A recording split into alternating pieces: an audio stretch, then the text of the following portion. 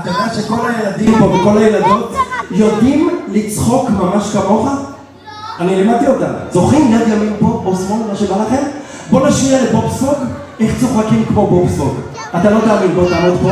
תראה פה את כל הילדות והילדים בקלאב הוטל, והרי לצחוק ולשמוח ולחייך זה הדבר הכי חשוב בחיים.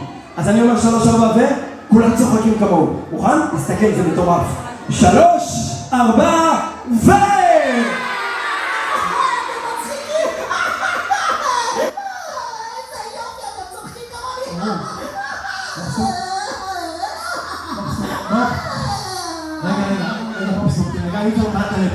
אולי יש פה אלופות ואלופים ילדים שמכירים את בובספוג הכי טוב. אני!